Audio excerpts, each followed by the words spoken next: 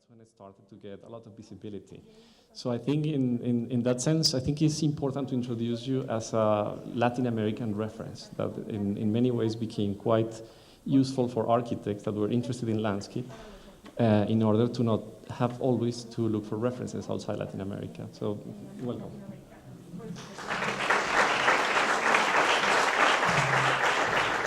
Thank you, Luis. Thank you, Charles, and thank you, Pedro, for inviting me here. For me, it's an honor to be able to share today with you. I thought I would speak about that specific project, as I think that, first of all, I think it's one of the most regarded projects in the office. It's been there for, 12 years now, and it's an ongoing process, which I think it's extremely valuable at this moment, no? Thinking of the present moment where we're working, the speed that we are all needing to act, and especially when you talk about landscape. Landscape needs time. Landscape to become urbanism needs time, and this project has had time. And so I thought it was very adequate to speak about it here. But also, it's because I think it has extremely important concepts, which is it's only given by its context, where it's placed and what has happened to it.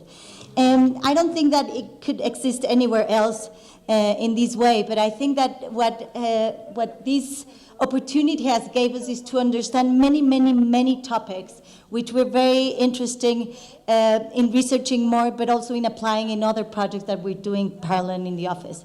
So the moment that they invited us in 2005, the moment I got a call that if I wanted to intervene in a botanical garden in Culiacan, I was super excited, but at the same time I was very, very worried, because for me it brought just topics in my head of botanics, science, classification, scientific names of plants, which I totally had no idea of. So I was like kind of very afraid of taking a plane, landing into a garden, into a place that would just make me feel ignorant. Or that already did before, the moment I got the call. But the moment I got there, I understood that this botanical garden had a very specific quality, which many probably in other places have, but this one has one particular one that was very, very linked to the culture of the city. It was built with many layers. It was not only built as a botanical garden with a specific, very interesting selection of species and a very accurate endemic collection of plants, but was also the center of the activity in the city. Was the reference place not only for educational purposes, but for relaxation purposes, but also as a cultural reference place in the city. So understanding that there were all those many layers, I thought we needed to understand this intervention differently, very differently. So it posed in not only an architectural challenge, it really posed, for me, the first idea was an urban challenge, but at the moment I understood it was a social and civic challenge that it was set up in front of our heads.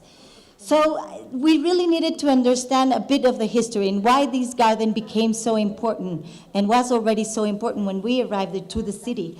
The city was very, very small until the mid-19th century, when it started to grow a little bit. It started to grow below the south of the rivers, of the confluence of the rivers that are in this city, and public space was just non-existent. It was built in a landscape. The city was between a landscape, and the landscape was there to act by itself. It started to grow, and at the beginning of the century started to question its public spaces, no? So nowadays it's a city that it's basically very common in Mexico. It's a city that it's very extended. It's flat. It's 2-floor height is the average, and it's a city that has at least a central condition of a garden. It's a garden that it's divided in two: a botanical garden, a very specifically dedicated botanical garden, and an ecological garden on the north of it, which is flanked by the university, which also poses a very interesting context. Around it is surrounded by a residential area, mid-income low-income residential area that it's being eating the rest of what it was left of the open space, and therefore created like these oases that the garden is now.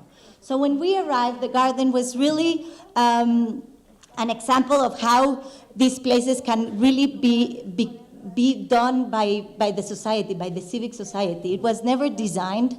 It was just built upon a passion. Ingeniero Carlos Murillo decided to donate his collection to the city, and then he got this site so he could even build the collection itself in the public realm. And he started like that in the mid-'80s, and he started growing it little by little, even I would say accidentally speaking, sorting out a little bit the anarchy that was imposed by nature that he started to develop. And when we arrived, we said, okay, we need to impose an architectural order in order to intervene. This is how we architects operate and how we think we do. I actually was very hard when we started working and thinking how to act in this place. It was very hard to think that we could do that we could impose an order. So thinking in the importance of the public space and the public realm first, and thinking that this garden, first of all, is a botanical garden with a very scientific purpose of collecting endemic species, but also collecting different species like bamboo and palm species at its most. But also it played a role in society. So how this role has been developed in Latin America, in our countries? Well, we have the first and more important example in Mexico City, which is the Alameda Central. Founded in the 16th century, was one of the first examples of public space and public life, obviously copying models of European models of urbanism, but nevertheless it became a reference. It became a place of recreation, of contemplation, of congregation, of social confluence, and this is one of the first examples that we have in the city. No? So looking at it and understanding that the botanical garden needed to have many of these layers as well. We were also studying what happened with botanics in the country. No? So we found out that there actually, the Mixtecs were already doing these types of botanical gardens, not named botanical gardens, but they were already using gardens to explore the possibilities of doing these two things, becoming cult places, because they were attached to these ceremonial spaces, but also becoming public important spaces, public confluence spaces. So, so there was already a history of it in our country on how also the use of these scientific and conservation purposes could become also a sort of recreation and public space. So in this sense, we really tried we were really trying to think how to intervene. No? So first of all, understanding that the public spaces that had been built in Sinaloa before were done all linked to religious spaces, promenades going to a pilgrimage of religion, and here how we could create this new idea of the new pilgrimage on top of what already the purposes the garden had. It was very difficult to think that we could left aside really the social part of it, the social importance and the social role that this garden plays, no? Which is not a little one. I mean, people go there to take pictures of the most important days in their lives, and they keep them that as a memory. And I think that that's something that reflects how important this is for a society. So it's not only educational purposes, it's also even sports. People go there to do sports. People go there to run every day, to do yoga, to do whatever type of sport they do. They walk. This is an activity that it's probably almost half of the visitors that go there are doing. So understanding that the city was there to offer those things and it never created a place for the purpose. Maybe this is how people were not invading, but using this space as that. No? So what we did as that was trying to understand how we could act if we were them, if we were these people, if we were these people that took over this garden to create this garden to transform this garden as a, not only as a very educational visit, but also as a recreational one. But also we needed to add this art program that I will tell you a little bit more later, no? So what of the functions of the city could be translated there, or which ones do we really wanted to enhance, no, in this garden? So then thinking how to act, how to confront this, as I said, almost anarchical way of nature growing in a space versus the activities of the people that were there happening, no? So we were looking for imposing an order. That's what I have to say, because that's what we architects do, no? That's what we are taught to do, that's what we are educated for. And so, but when we arrived there and we were doing a lot of visits, the first visits we did, one over the other one, it was not very clear how to act. It was not very easy to think that we could impose an order to this place. And all of a sudden, it all came down to when we were having a conversation internally with the team. We were a big team of interdisciplinary team of landscape designers, graphic designers, industrial designers, ecology experts, a philosopher, a curator. So when we were all having the discussions in the garden, one day I was saying out loud how nice it would be to do a yoga place. That maybe a stupid comment, but it was so important. The respondent, like the reaction of the people from the garden was like, "What? Yoga for what?" It's like, people do yoga here. Like, haven't seen them every morning? Thousands of people doing yoga. Yeah, but you're gonna kill the activity. And I was like, I went home and I was thinking, why? No, I mean, super nice, having the perfect environment with the perfect, beautiful hut we will design beautifully in the middle of this garden. It's a perfect place to do yoga, and then we welcome more and more visitors. Well, guess what? When we would impose that, we would impose an activity, first of all, then a place for doing that activity, then a necessity of bringing schedules, maybe teachers, organizing classes, and all those things that doesn't happen in the just public space, open public space. And then probably we would have killed the activity. People would not longer go spontaneously to do yoga because there was going to be a yoga space there. So that gave us a lot of things, no? That gave us the idea of really thinking, what is to be the other, no? So we are there imposing, thinking our beautiful outsiders' ideas could bring beautiful places like a yoga hut, but what happens if you think of the people there, not of the people there? What happens if you are there, that people? So it really allowed me to think further on the concept of Levinas, of the otherness. It's impossible, no? It's not possible. It's not possible to become the other. But what happens if we act to do that, act to become the other, leave aside ourselves to become that, and to act in this space?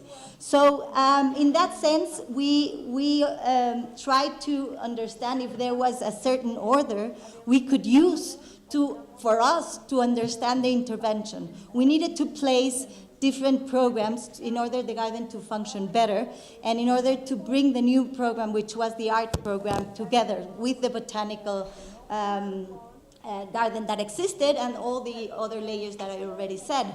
So then we decided to trace the branches of a tree, a Guanacaste tree, which is one of the species, endemic species that is in the garden, collected in the garden.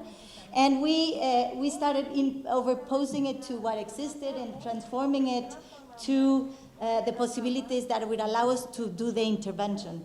So this was in our head to translate that necessity that we have as architects of imposing an order and combining it to something that it had an order already, no?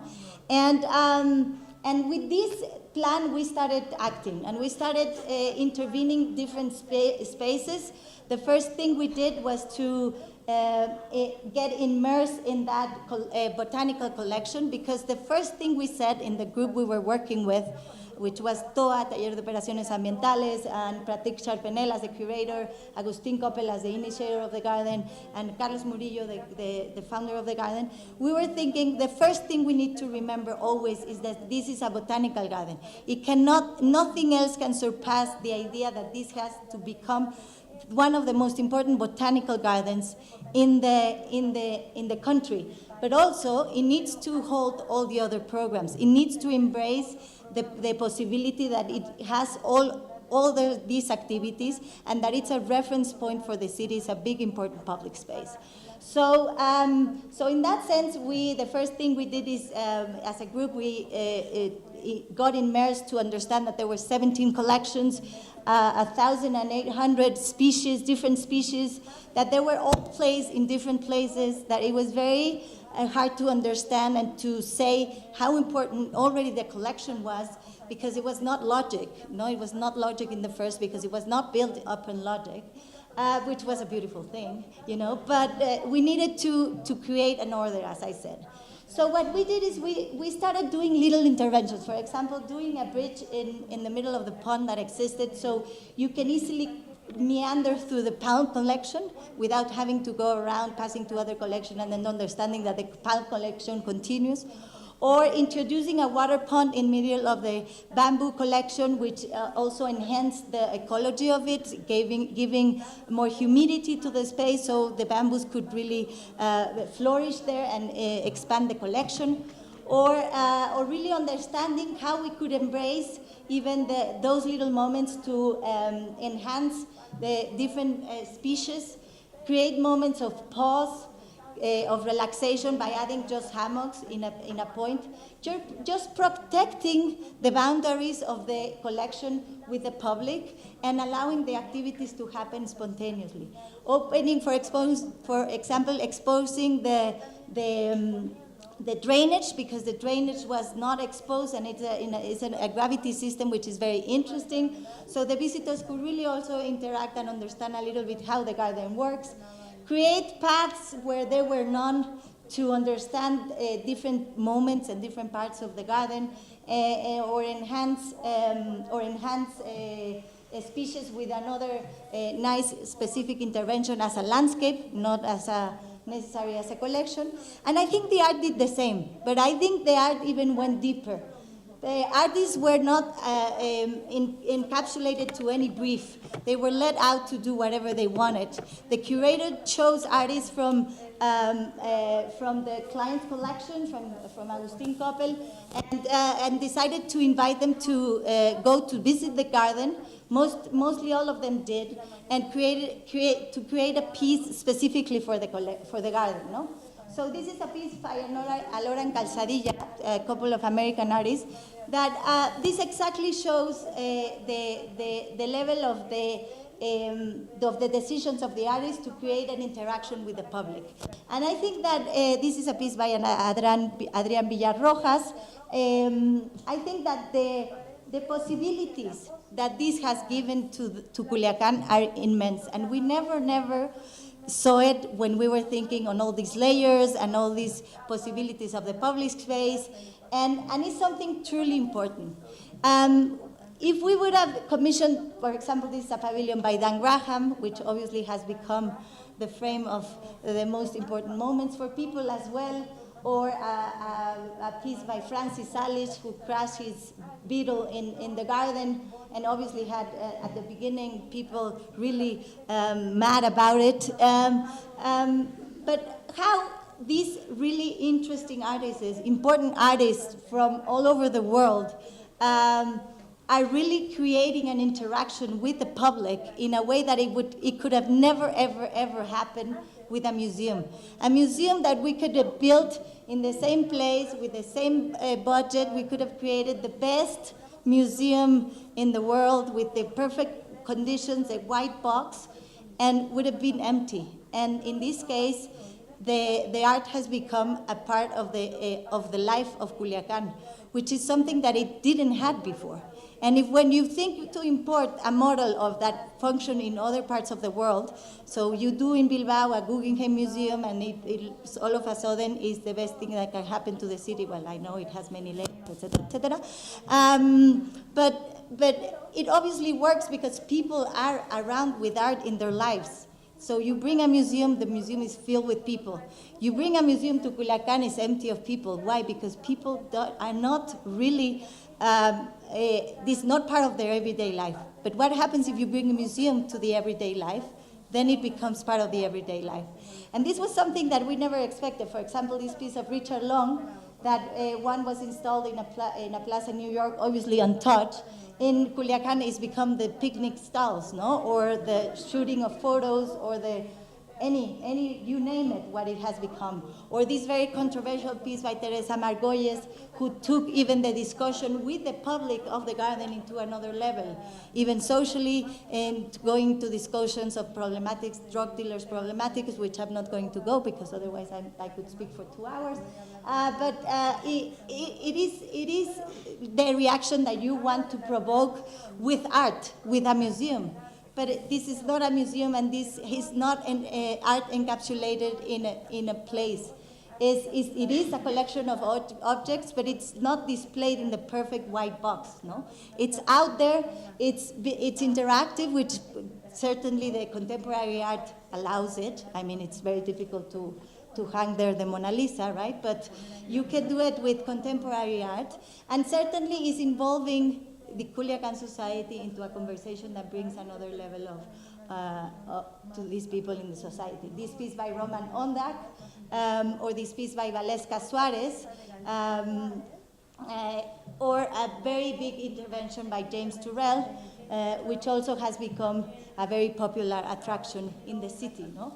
So how can then these super interesting layers can act? How can we as architects also then bring a new order, which is, or new program, which is needed for the services that now the garden gives, no? So the garden also, as I said, wanted to become a garden offering services, educational services. So we did, the first intervention we did was an open auditorium that would give service for small talks or small videos as introductory things. And what was our strategy in terms of architecture was to think that we needed to allow this dialogue of architecture and nature become a confrontation that would remind you always that you are there. You are in a botanical garden. So you are in a space that's supposed to be an enclosed space with air conditioning, because that's what the program asked. And instead of that, we just did a set of walls, put little benches and open it to the landscape, and let it, if it rains, it rains. If it's hot, it's hot, then you're there. You're gonna be in the botanical garden for 3 hours. You might just be there for 7 minutes, right? So this idea of imposing that was also an idea of fragmenting the program in the most divisible part possible. So the strategy was to think, okay, we place different programs in the garden, linking them to the functions, definitely, but spread out in the most possible way. So the garden really has to be interacting with the architecture all the time, or the architecture with the garden, better to say, all the time. So these three set of pavilions are the educational services, which is the auditorium. The small auditorium is an auditorium like this one, a little bit smaller. A room for kids, an educational room for kids, an area for services. And it's all linked because of for functional purposes, but it's all divided. Each structure is a different structure. Each building has its different function, and the whole idea is that it's putting you in the point, in the edge, where you are always facing that you are in a botanical garden, not inside the city. You're in the middle of this place, and you're in a botanical garden. The whole idea is, I think, that creates this transgression with nature that really allows you to think very much in time, space, and existence. where else, no? Landscape is really, urban landscape is really that, the moment that it allows us to confrontate that, no? Because why landscape grows, takes over the buildings, and then architecture is confronted with that, with its existence in the place, no? More than any other place. So for us, was important that that was always happening and a part of our intervention, no? Same strategy was applied through the years, even that we developed projects in different moments and also in different moments of our career. So they look differently, but they are still the same expression. And that idea of fragmenting the program is not only something that we use in the Botanical Garden. We used it in a competition that we unfortunately didn't win for the Anahuacalli Museum, where there were more programs to be added.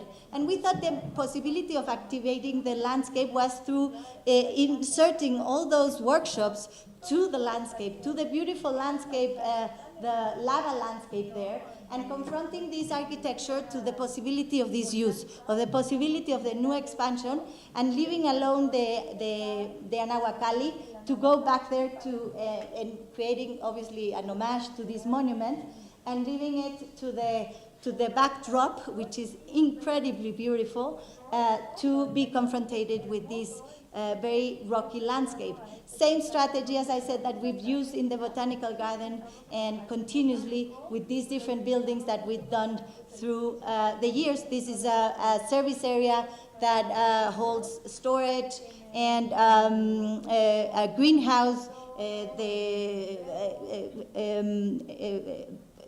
storage for art pieces, and living room and dining room for the employees. Also, art is part of it, a piece of Pedro Reyes. And the last building we finished is this, the north entrance is called, and it's just with the same strategy, trying to create an opening for the garden that it creates the relationship between the in and out of it, and just using the same materials and the same idea that it emerges since the beginning, as I was explaining you before. I think that for the future, I would say that landscape, it's really one of our scarcest resources now. No? Landscape, especially growing cities, in the growing population is just going to take us to cities to grow, cities to expand. That's the only solution. And then landscape becomes really a resource that it's being being reduced. How could we think of these new landscapes? How could we really protect them? How can we architects think that these landscapes will still act in our life, public life of the future, but never lose its fantasy? Thank you very much. And it is tough, because I remember that those discussions with the scientists and the botanists, because they don't want no one playing football, they don't want the first communions or the weddings, and it's ideological. It's a tough conversation. So I'm just very curious how you handle that. I think that, as I said with the art, we need to think that education also could happen in a very everyday way, no?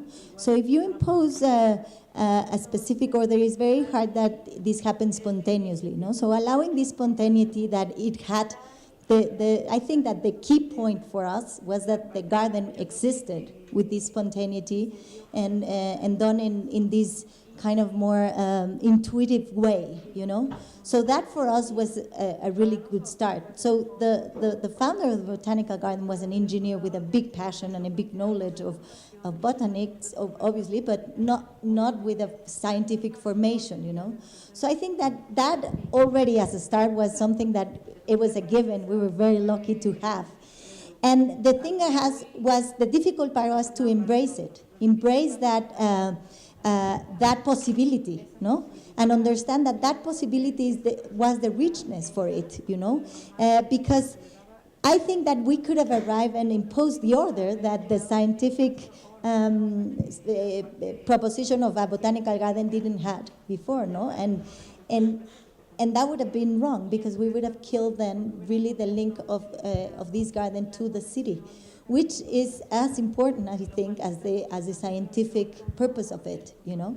So those things were already happening, and what we just needed was to embrace them and just push them, which I think we did, because the visitors are increasing, and the garden is increasing in its importance as a botanical garden in the world. You know, it's named now one of the 10 most important botanical gardens in all America, which is something very important. But I think it was because of the possibility of letting these two things happen, no?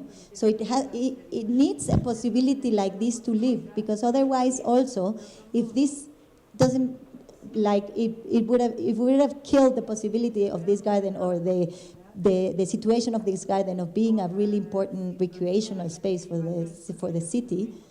Then we probably have lost the garden, because then it's unsustainable, you know? People don't go there, then the government doesn't bring money, then the private investors doesn't bring money, and then the circle is broken. So I think that for us was a given and was an opportunity, and it was just to embrace it. And I think that that gives a lot of lessons, no, to us architects. And for me, it's a very important lesson that still don't know how to transform it into an action, and I wish I could do that soon, is of that, no? When society builds their environment, it really has a lot of things that we should learn as architects, more than learning things well, not more, maybe probably in school, no? It's like how people that have no knowledge on architecture build their own environments, because what they know is building their own environment, what they want. No? So just understanding that and trying to act as it, or even trying to just be a platform for that, is something that I would like to take further into my practice, which is not easy, but I'm trying to figure out how. I think it also speaks about a certain generation and sensitivity, I think, across Latin America.